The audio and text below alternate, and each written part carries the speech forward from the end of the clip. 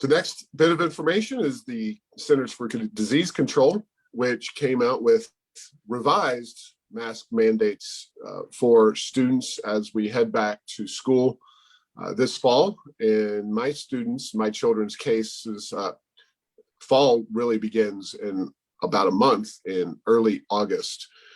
And unfortunately, the CDC's quote unquote new guidelines are a lot like where we've been in terms of if you are vaccinated, which children can't be vaccinated any younger than 12 years old.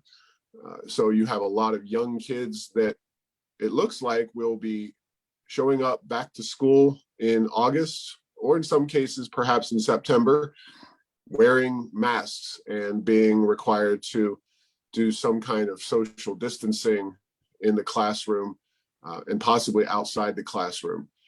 This is definitely not something that we at the Rio Grande Foundation support, but our governor has been, as we all know, about as restrictive and locked down as any governor in the country.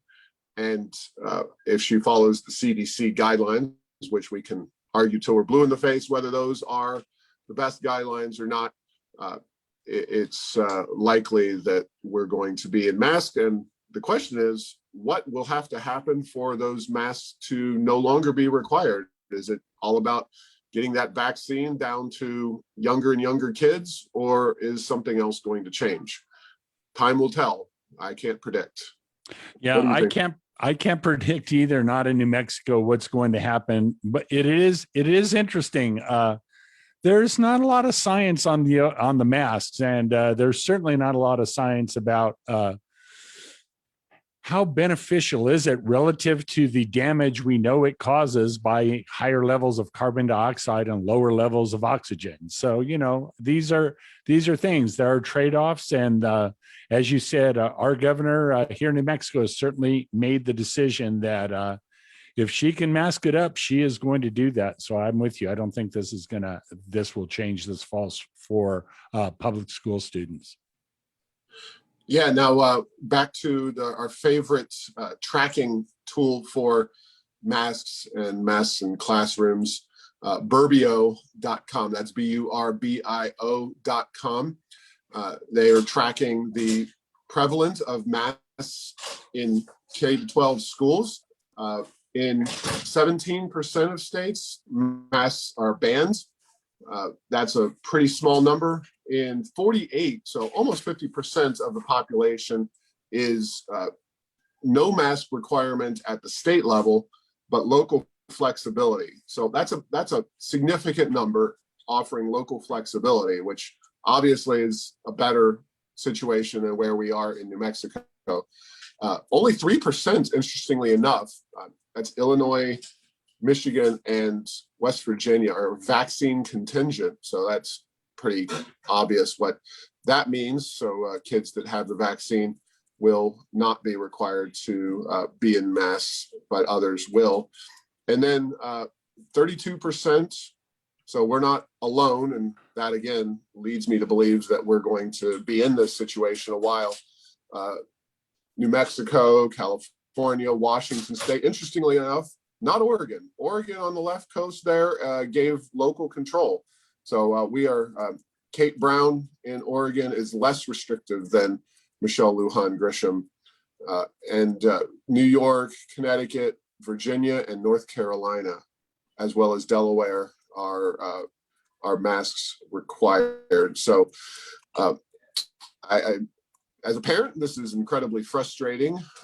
As a policy expert, this is entirely unscientific, but it's the way I think we're going to be moving forward for the foreseeable future. So that's the frustrating news out of the CDC this week, Wally.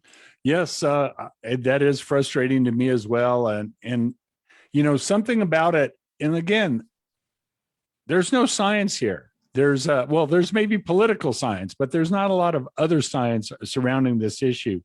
But I've suspected that one of the reasons that masks are proven to be so ineffective in out there in the real world is, I think, any moderate or slight benefit that you would receive relative to the spreading the virus is more than offset by inflammation caused by having that mask on for a long period of time. And boy, Paul, I didn't like masks before, and now I was out the other day in a place. I was in a hospital emergency room, and the waiting area right outside was probably 85 degrees. Hot masks are even worse than cold masks by a long shot. Yeah, well, I was on a plane flight, Albuquerque to Baltimore, as we made our way for this vacation to the East Coast, and masks are still required on airplanes, which again makes very little sense, especially when you consider that if you have a snack, if you have water to drink, or some of their limited menu options on a plane, you can take the mask off. And the same goes for our children. If this is such a overwhelmingly deadly virus, and especially for children, it's very light and limited in its impact. But if this was such a really deadly situation for especially young people, or even on an airplane where I haven't heard a single national case of, oh, I picked up COVID from a super spreader on an airplane. And there's a lot of planes in the air, a lot of people flying these days. It's just something that is very minimal in its actual impact on the actual virus spread. It's not limited, and especially not on our children, who need to develop their language skills and personalities, and looking at people is a big part of that, and seeing them and their teachers and playing and all those kinds of things. So anyway, I won't belabor the point. We've discussed it on numerous occasions on this show and in the written word, as well as other forums. So just another frustrating situation relating to COVID-19 and the state of New Mexico. Now, Wally, we've kind of been digging. I spent a lot of last week really looking at what Senator Martin Heinrich, our senior senator here in New Mexico, is trying to.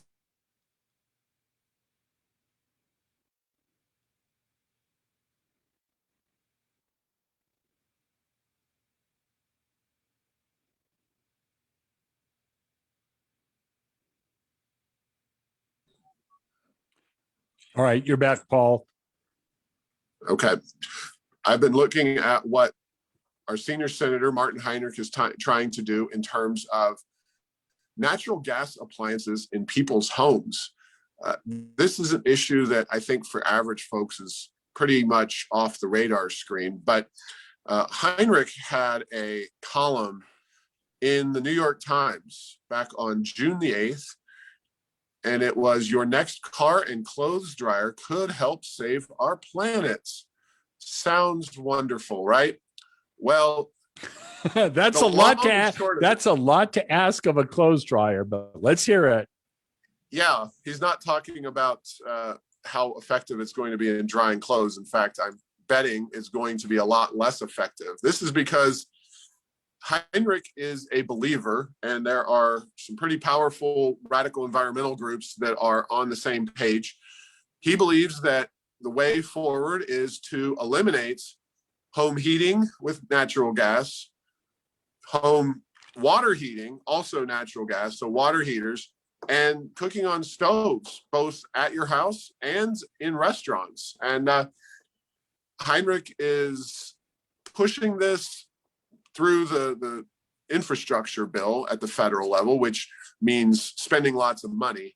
But 46 cities around the country, not just in California, many of them are elsewhere, but 46 cities are eliminating natural gas hookups for homes. That's their first line of attack, is any new home by law cannot be built with natural gas hookups in them.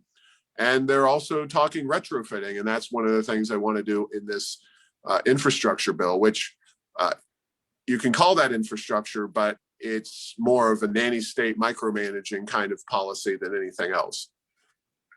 Yeah, I've seen this. It started the first I was aware of it was with our good friends there in Berkeley, California, which you would expect. They may not have been the first, but then this is spreading, and there really is a true belief that. And if you believe this, you have to believe several things for you to really think this is a good idea. One, you have to be a true believer that global warming is real and man-caused, and it's worth virtually any amount of money to slow that down. The second thing that you have to believe is that renewable energy and batteries and the like non-carbon sources of energy are going to come on as quickly as they say they're going to come on. And then the third is that it's going to be affordable. And if all of those things happen, this is probably a good way forward.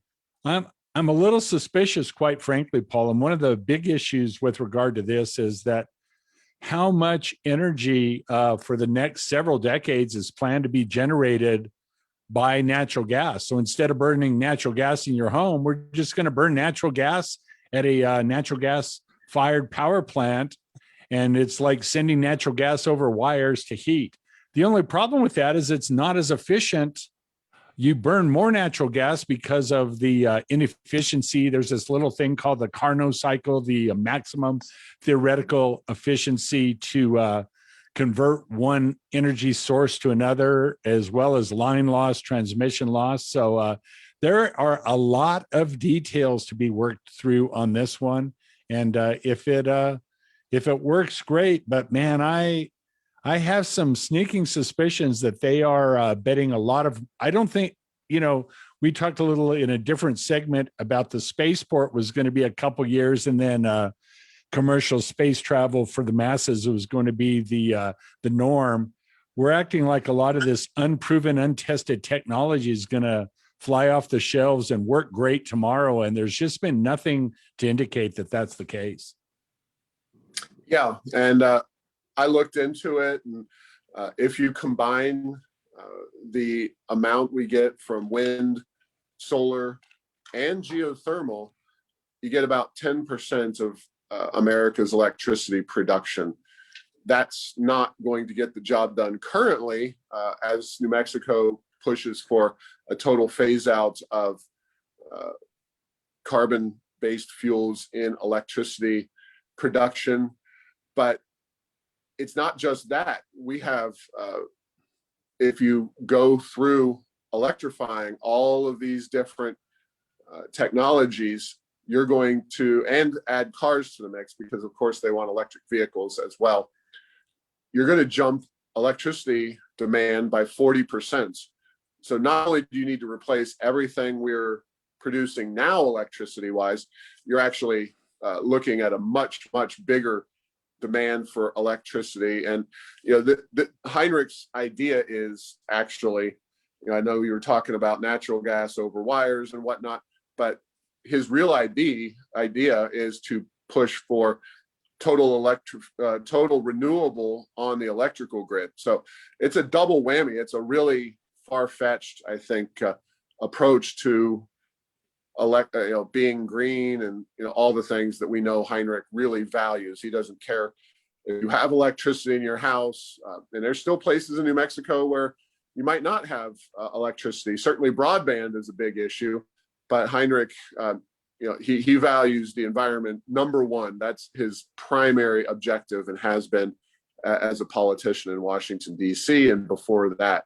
So it's frustrating to have somebody like that making decisions in Washington for us, especially New Mexico being a pretty large producer of natural gas. So it's really, it's the number of whammies here is multiplied. Let's just say that he's really engaged in bad policy making for a variety of reasons.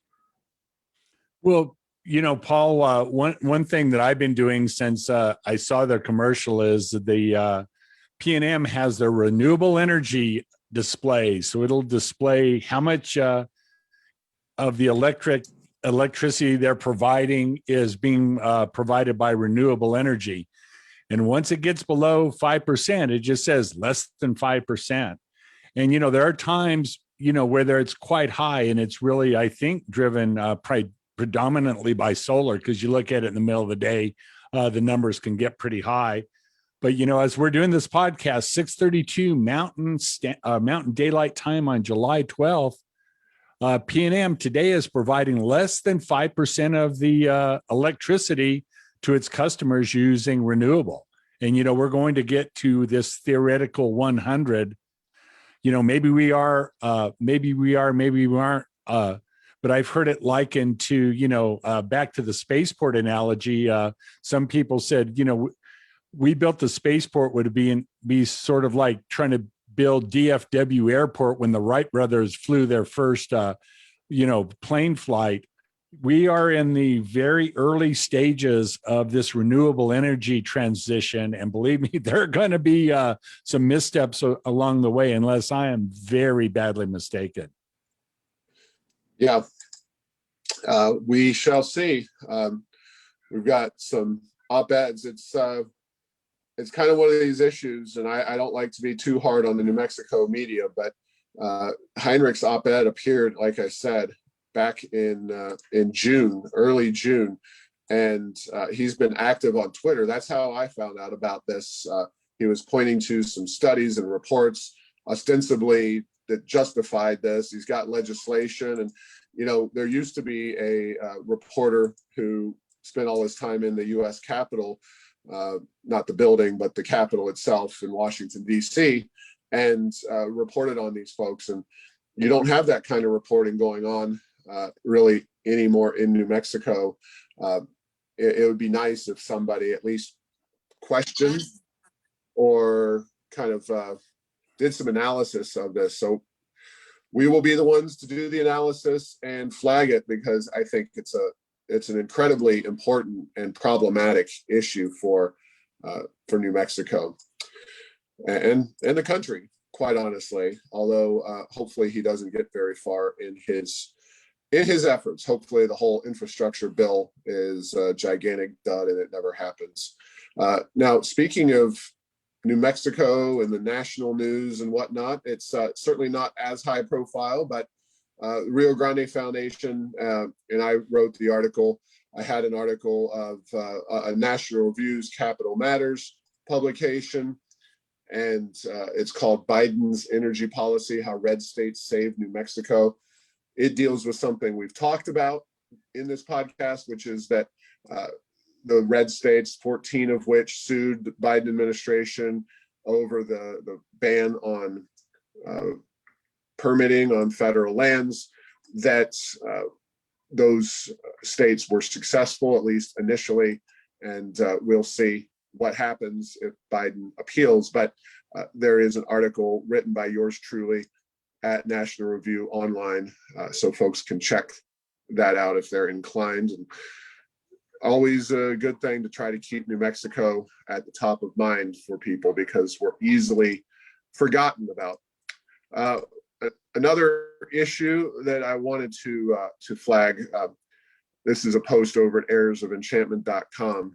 Again, social media, get interesting stuff. Jerry Ortiz-Pino. Now, Wally, we've talked about Senator Ortiz-Pino, also known as Comrade Ortiz-Pino, but that was back in the day when he was a relatively lonely, very far to the left voice. And I just noticed on Facebook, on his Facebook feed a couple days ago, that he had posted with a very glowing review personally, an article from a magazine called Commonweal Magazine, the title of which was 3 Cheers for Socialism. So you can find that article for yourself. And the idea is you got 1 cheer sometimes, and that means you're not super excited about something. 2 cheers is generally you're pretty excited about whatever the authors or whatever somebody's talking about. But 3 cheers for socialism is basically a full-throated endorsement of socialism. And this is, of course, a Facebook post, glowing review of an article in a separate publication by our own Senator Jerry Ortiz-Pino. And the picture that came along with the article in his Facebook feed was, of course, Bernie Sanders, Senator Sanders, AOC, so Ocasio-Cortez, and I believe that's Ilhan Omar next to Sanders. And these are self-avowed socialists. So at one time, Bernie Sanders was a lone wolf, and he's kind of the analog to Jerry Ortiz y Pino for New Mexico politics, whereas at one time, the socialist mindset and self-identified socialists were not very commonplace in elected politics in the United States. Now we've seen a big uptick in terms of the number of elected officials professing and acknowledging their socialist underpinnings. Yeah, that's sorry, I was laughing at the title. Yeah, it is interesting. You know, it's one of these things, and there's some similarities between socialism and the current state of renewable energy. You know, mixing in small amounts of it may not be great all the time, but it doesn't cause too much damage. But when you reach a tipping point in either one of those, we're going to see what happens. The one thing about socialism is once you get too far, the fans of that socialism seem to never be the people living under it unless they're the ruling class. They're not the population at large. It's always easy to cheer for something that you don't have to see the direct results of. In this case, we're cheering for a theory that is proven to be not that practical in improving the lives of the citizens living under it. But it is it's where we are today, and that is very interesting that came out. Yeah, and it's just worth noting and kind of following up and stating that while Jerry Ortiz y Pino is definitely among the far left folks in the legislature, he is a very nice man. He's somebody that I've dealt with in the past, and he also supported at once upon a time school choice legislation. He drafted and endorsed, and we worked with him on.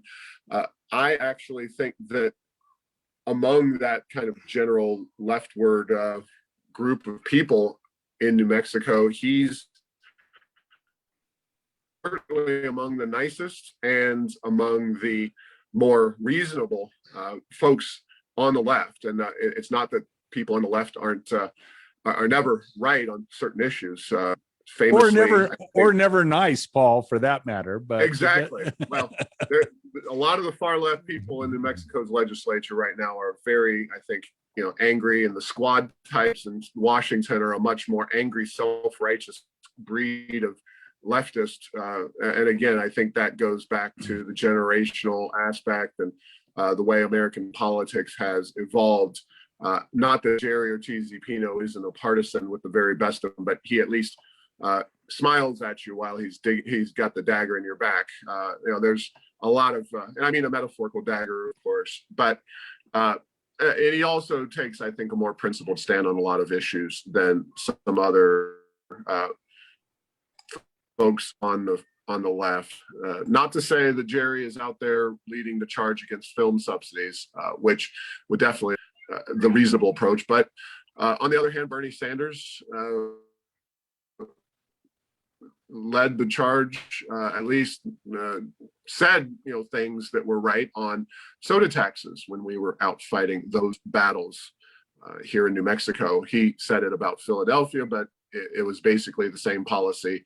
And Bernie Sanders, kudos for at least standing up for actual poor people in the face of other liberals pushing aggressive policies that are going to impact the poor the most. Now, Wally, one more thing to talk about, and kind of getting to those folks on the far left of the political spectrum, Voices for Children. We talk about the Kids Count report, and I kind of did a little bit more digging about Kids Count, and there's a handy little chart that we reposted. It's from 2012 to 2019, and the unfortunate reality is that that's a decade, and for that decade, New Mexico's rating in Kids Count was in 2012 49th, 2013 it was 50th, 2014 it was 49th, 49th again in 2015, 49th in 2016, 49th in 2017. 50th in 2018 and 50th in 50th in 2019. Then we went 50th in 2020 and 49th in 2021. That was the last report that just came out. And I'll give you one guess as to how Voices for Children spun these results. Here is James Jimenez speaking in 2019 during the last year of Susana Martinez, a Republican, of course.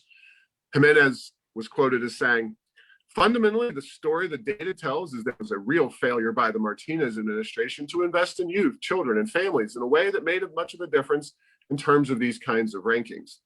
But in 2021, removing just one slot, which wasn't much different from the Martinez years, we got Emily Wildow of the Voices writing, "Pre-pandemic improvement in child well-being is a glimpse of what investments can do in that area." So it's pretty clear that Voices is on board with Democrat policies and the Democratic agenda, even though Martinez, much to our consternation, spent a lot of money on pre-K and early childhood programs that I don't think were really based in strong research, but just an interesting contrast there. And we'll see what the pandemic has in store for data and Voices for Children. I think some of their data may get interrupted, so you're going to have a different process in place. But more importantly, it's pretty clear that New Mexico kids fared worse than most during COVID, and that's going to be an issue as well. Well, to summarize what you've said is that, yeah, Voices for Children does a decent job on the data. They do a horrible job on the analysis. So, yeah, this is just another example of that. And, you could using, and again, I'm not making this argument, but, Voices for Children, if they were on the other side, they would say the failed education and childhood well-being policy under Governor Martinez showed that spending more money on our children doesn't work. They just pick what they want to say, and then they'll find the bit of data that might support it. But in this case, they didn't even do that. They just blame a former governor. It's not like we used to be a contender, as they say in the movies. It's like we hadn't had a real good. We haven't had a real good ranking in the things you said for a long, long, long time. Yeah, and that's kind of one of the ultimate issues is when you're 49th or 50th. I mean, there is only a hair's breadth worth of difference between those two levels, and to say that going from 50th to 49th has any meaningful impact and that there's a trend there. I mean, you've got to have a trend and you've got to have significant movement in all kinds of data. It's not just reports that we don't write and agree with. It's reports that we do agree with. And I think the kids count is a pretty darn good overall, the report, not the spin. And it's worth cutting through the spin in order to find out what the truth is. And we'll see where things go moving forward. I think COVID's going to be a big challenge for our kids. But the ultimate thing is it's not actually the governors that make the policies that impact New Mexico policies regarding children. If we really want to pass blame here, it should be on the legislature. And the legislature's been largely under one party for 90 years. So whatever the governor's impacts, and we can say that Lujan Grisham had a lot to say about the policies implemented in the legislature. Martinez attempted, but had much less to say because of the partisan breakdown. You've got to focus on the legislature and then wonder, maybe it's more important that we are 49th or 50th, not that we move up a slot or down a slot in any given year. Well, Wally, it's good catching up with you. Maybe when I come back and we have our conversation again, we'll have a full report on the travels to Virginia and some of the nation's historical sites like Colonial Williamsburg and whatnot. But for now, I guess we'll just conclude this podcast, and I'll say thanks for listening to this week's episode. Find all episodes at tippingpointnm.com or at the Rio Grande Foundation's YouTube channel. Subscribe to this show at Apple, Stitcher, or have your Google Home play Tipping Point, New Mexico. Thanks to Path 3 Marketing for producing this show.